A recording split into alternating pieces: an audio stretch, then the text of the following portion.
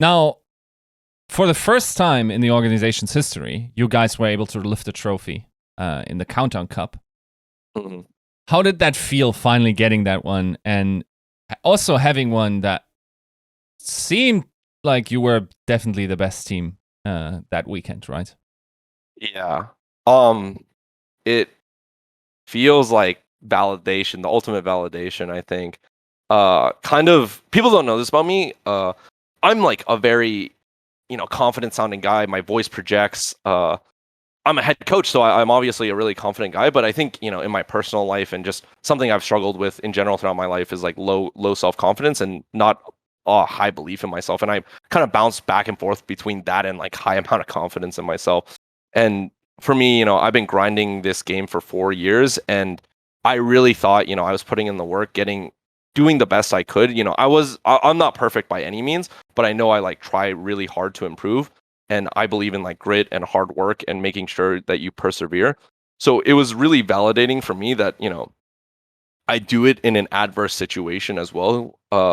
I'm like the only Western head coach to have won in Overwatch League, a tournament or anything like that. So that's really big for me because I know there's this huge Korean bias in Overwatch League. Bias is probably the wrong word, but it's a league of mostly Koreans from like the top end, right? And even as a head coach, I look to Krusty a lot, and he's bilingual in a perfect way. He's bilingual, but his like main thing is Korean, right? His main language is Korean, and that's where the main talent source comes out. So for me, I always had to find another way to get to the win. I'm not going to have the same path as Krusty. I'm not going to have the same path as anyone else in the league. I have to kind of carve it out. So I was incredibly proud for like myself at that moment. Organizationally, I think that was, for me, it's just something I've been working with this team for 4 years, and like I finally got to win. I say all the time to my players, I say all the time to my team, I want to win, I want to win. I want to make sure that, we're all on the same page for how we go about this. And to finally get that was like extreme validation. So, you know, there's just nothing quite like winning, in sports. We're there to compete, and you finally get that win, but boom, right after we have to worry about playoffs. So it was a short-lived brief moment of happiness, let's say, but then boom, right into playoffs is what we have to focus on. For sure. Now, there's one phrase that you used over the years that stuck with me, that I always like remember you saying, and it was something like you wanted to be a fly on the wall. I think it was either Krusty or Moon or both in different seasons. Mm-hmm. Did you feel like you learned from them, or did you find out the Dpei way in season 4? I mean, as a person who learns, like this is gonna sound wrong, but as a person who learns, I want to steal from everyone who's better than me. I want to steal from everyone, even if they're not better than me. I want to like steal is the wrong word, but like I want to learn from. I have to like kind of reverse engineer. I said I want to be a fly on the wall. I remember I said that. I have to like reverse engineer or like hear stories and like kind of figure out the thought process. Like for example, like I took some of like Moon's coaching techniques. Ty Dollar told me about it, and then I was like, that's a great idea. This is how we should do it. He said, like, hey, they do player only review after practice. The coaches, they work together and then they have the answers, but then boom, they just tell the players like discuss, and they discuss for like 5 hours, those players. We just did, 1 hour discussion because we believe short discussion is better, but that's something I stole from Moon, and he's like, he believes in player empowerment, making sure that the players know what they're doing in the game and they're talking about it too. So, that's something I learned from Moon via Ty. I've learned a lot from Ty and Face as well. I'm always just down to learn. If someone has something valid to say, if someone has any way for me to get better, I want to steal from them. Especially when they're my direct competitors, I want to steal from them, And then I also, I know I can't be exactly them, so I have to make it into my own way, fit it into, who I am. Just, it's not going to work me being Krusty, me being Moon. They're complete opposite side of the spectrums in terms of player management, but I can learn from both and hopefully become someone better than both of them, right? Like that's always my hope. Now, if Ty Dollar informed you about Moon's coaching practices, did Moth inform you about Krusty's? Moth actually didn't say much about Krusty. I've always wanted to, pick Moth's brain, but I think Moth is so he's like always just like, yeah, no, what you said is like good. Like it's just different, He's always like, yeah, I think your coaching is really good. I think it's just a lot different from Krusty, and he doesn't mind. He's really Moth is super reasonable, so he's always like, yeah, let's try this. Like, this seems good. He's like, I never really thought about it. I just listen or like think about what the coaches said. So Moth is too reasonable to get advice from because he's always just like, yeah, this is good. Like, that seems reasonable. Let's try it. Like, but you hear stories in the scene and you're like, okay, yeah, I understand like what he's trying to do and like this is what he's good at type of thing. So, always trying to learn, always trying to get better at what I do. For sure. Now, I mean, we talked about Moon. This time he was the end boss, right? Yeah. Shanghai had a great season. In the end, it looked so dominant, right? You guys played them. You had a similar style. Did you think in that best of 5? I think you played 3-1. Like, did you find out something that if there was a rematch, you would have gotten them, or is there any doubt there? I have big doubts. My team had a lot of confidence, which is great. As a coach, I should always be more worried, and my team should have supreme confidence in themselves. That's something I want to instill in them is supreme confidence. And I mean, my players, like, we looked a bit at it because we had Atlanta the next day, right? So we went into the losers brackets. I was like, guys, let's focus on Shanghai later when we meet them in the grand finals. We'll kick their ass then. Honestly, I think they were the best team for sure in that meta. Like, speaking really objectively, I'd love another chance at them, but I think, I'm guessing 9 times out of 10 they win the grand finals against us. Maybe, we get a great day that day, but I know we definitely played bad the day we played them. We kind of played bad throughout the playoffs, to be honest, but yeah, I think Shanghai is really, really deserving of that grand finals win. That was a dominant performance by them, really, just the entire playoffs. In your mind, what made them so special? I mean, they're just playing a comp they know really, really well. People don't talk about this enough. Like, Fearless was great for Dallas, and that's really true. But Fate was the missing piece for Shanghai in a lot of ways. His flexibility really, really showed. Fearless is exceptional at the heroes he plays, but Fate gave them the flexibility, and his other 5 players, like, really can make it work. Fate's ball is, way better than Fearless's, and that's a comp that they relied on throughout the year. They played ball even with the Lucio Moira comp, right? Like, that was their win condition. They're not going to match. They're going to find their own win condition. Fate's better at ball. Let's like put Fate on ball. And then boom, it's a ball meta in the end season. And they got great players for that meta too. I think Void's really insane. And then they got Lip, who's the best Sombra in the world, unarguably, like miles ahead of every other Sombra, I think. Fitz is like maybe the second, but like, Soul wasn't that good this year. So yeah, they just had a perfect meta for them, and they perfected it throughout the year. That was a comp they were playing throughout the year, whereas we kind of only caught on towards the end, and it's really hard to play ball in NA because we're playing against rush teams, and like we never really got that Shanghai practice, right? We never got to play ball against ball, so it was something that we were like learning throughout the time. We were playing O2 and trying to figure it out too.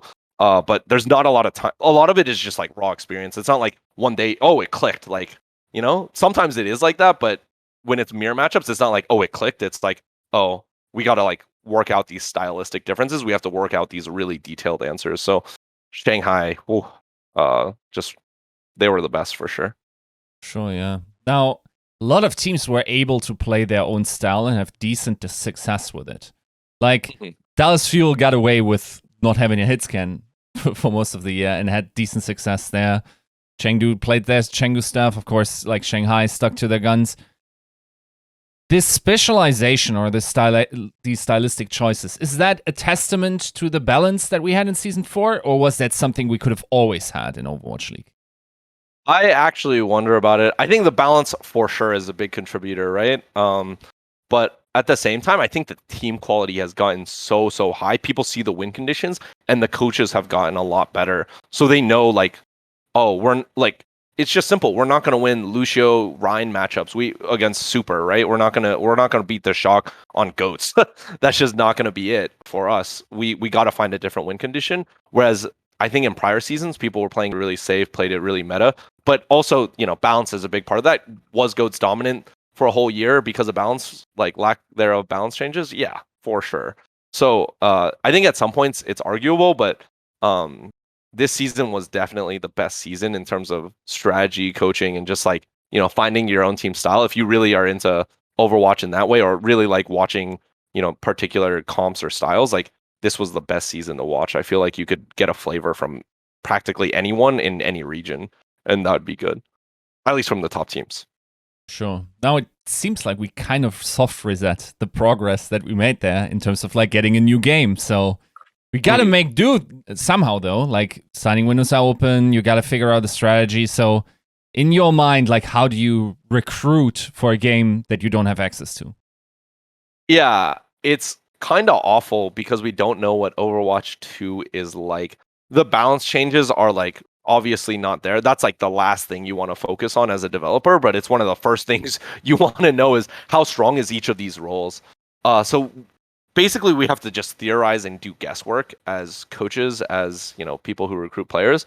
And there are some basic ideas around. One simple like idea that we've talked about that I like talk to my coaches about is like, we have 6 players. This, everyone has roughly 17%, investment into the team in Overwatch 1. Does that 17%, the 6 player, does that all get like, equally distributed across, or is it more weighted to, the tank, the support, the DPS? And like that's just one idea you like talk about, and you talk about it in theory, that's all you can do is talk about it in theory. When in practice, the balance changes are, the actual numbers, the feel of the game, the pace of the game is like going to be really hard to determine. So it's incredibly hard to, I talked about before, where do you invest money into? Like what positions, what roles, and that's really hard to answer. I think this season will be like a bit of a gamble in terms of what will be good, what teams will rise, what teams won't. But the best teams will hedge their bets. The best teams will find a way to win without that. So it's still a really interesting season from a competitive standpoint, but also it's a bit scuffed to say the least, right? Like it's not quite there. Overwatch League Season 1, Overwatch is a known quantity. Yeah, it's not perfect, but it's been out for a year or something like that, Overwatch 2, we're playing on beta as far as like been publicly revealed, right? So that's kind of weird to say the least. Yeah, that's weird. Yeah. Now you talked about percentages. Theoretically speaking, with 5 players, it's 20% for each role. What do you have a gut feeling which role or which position will have the most impact and where the asymmetries come from? Yeah, I think that actually like the tanks support each other a lot. So this is why it will go into balancing. But I think the tanks will support each other a lot, or have supported each other a lot in the past year. So once you get rid of one, it actually reduces the value of the other one by quite a bit. There is no Reinhardt without D.Va, to be honest, right? Like there's no Reinhardt without Lucio. He needs like a lot of support. Same with Winston. Like if you've ever played Winston without a D.Va, it's fucking awful. Like you just get flashbanged and die, and then a Reaper's like pow pow pow in your face. Like you get a Tracer chasing your ass the entire time, and you can't get position. So I actually think more of the weight goes to DPS and probably a lot to supports as well. You have less to heal, but the targets you heal are more important, right? So you miss one Ana shot on your your Zen, maybe you're playing on a Zen or something, you miss one Ana shot on your Zen, it's fucking doomed. Like that's the difference between winning and losing. So I'd actually put more weight, I don't know like the exact percentage, but a little more weight into the DPS and into the supports than tanks. But also this will happen for sure. There will be tank diffs in Overwatch 2 because some tanks are just not suited. Some tank players will not be suited for Overwatch 2, and we don't know who that is. I cannot tell you. We have to make like huge guesses on that too. So, yeah, it's super strange to talk about, to be honest. For sure. Did you submit any like advice, or did you already like look at specific players that now ended up on the Gladiators? Yeah, I mean, the off season was the off season, and we talked about these things like pretty much every day between me and Face about like what players we wanted, like our GM doesn't like recruit players in that way, right? She's not telling us which players she wants to get or anything like that. We talk to her, give her a reasonable plan, and then she like approves or has questions, and then we talk over those things, and then we get a known amount of the budget, and then we try to fit our players within that budget as coaches, right? That's just how our system works. Some GMs are way more hands-on. Sometimes it's just collaborative. Sometimes it's like, head coach choose, and as a manager, I'll make it work for you. I'll ask for the money upstairs, There's just different way the quote-unquote front offices work in Overwatch and different teams. So we as coaches, talked about it, and like I can say that these are the paths that we went down. Like I had a heavy contribution into this, at least 50-50 with me and Face. We just talked about it every day. To me, there's no percentages. It's just we worked together and we talked about every single path that we could take, basically. But yeah. What's your gut feeling? Do they have a good squad so far? I think it'll be really, really interesting. There are some things that I think could have been improved on, but we were like too late to the game on, basically, or we had to go to like second or third options. So I don't really want to like talk about that because then it gets some players' heads, and I'm not trying to do that or anything. But it's definitely a solid squad. It looks like it could be one of the last year, like the last year vibe type of thing, where we like make big risks on certain players, and then we hit on some. But every time you take a risk, there's a chance that it doesn't work out. So last year was probably one of the highest peaks that we could have gotten, like in my opinion at least. We were like a top 3 team probably in the world. So yeah, it's very hard to say, I think, but I think they have the potential for a really good squad. It's really what you will do during the season, and then if our scouting was correct, which I think it is. Hard to say again going into a new game. If it was Overwatch 1, I'd be way more confident about any assessment I would make. But going into Overwatch 2, what's the value of hit scan? I don't know. What's the balance of hit scan even? Like I have no idea. So that puts into question. Is Ons playing? Is whoever else playing? That type of thing. For sure. Now, we also want to find out about your future and what you have coming up. Has there anyone been in contact with you from other teams in order to recruit you? I won't talk about details, but I guess for Overwatch, I've worked really hard the past 4 years, and I think it's a unique opportunity for me to take a sabbatical, like as a worst case option. But my highest priority is winning above everything. So I'm looking at, top teams that I think can win, essentially, like top teams that I think actually have a chance of winning, or an organization that I'd like to join, or both, ideally both. So those are things I'm looking at. But I think if something doesn't pan out, I'm 27. It's not a bad time to be taking a sabbatical. I, saved up some money. This is the time to be doing it. In the scheme of life, this is the time to be doing it. But I still love Overwatch and I still love coaching. So it's a really big tear. Honestly, it just depends on the opportunity that comes. If I really like the opportunity, there's no stopping me from coaching. I love coaching, but if it's, a team I don't think can win quite yet, or I wouldn't be in a strong enough position to affect that like long term, then that's not something I would want to do, basically. So it just has to be a good position is all. But I have high belief in myself.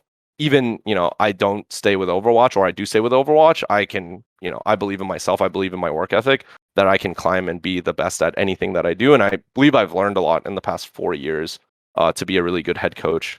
So that's something that I want to do, hopefully long term, but with esports, who really knows what long term is? For sure. Now, the obvious one, if someone says they're entertaining things outside of Overwatch, is Valorant. Is that a game you're actually following at the moment?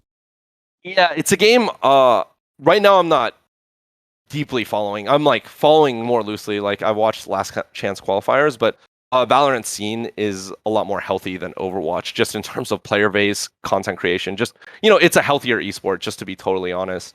And that's really appealing. And then also, it's really appealing because coaching in Valorant is much different from coaching in Overwatch. It's much more player driven in Valorant, which is like I think a very positive thing, but it needs to be structured well, right? And I feel like I do have those soft skills that are really important to coaching a Valorant team.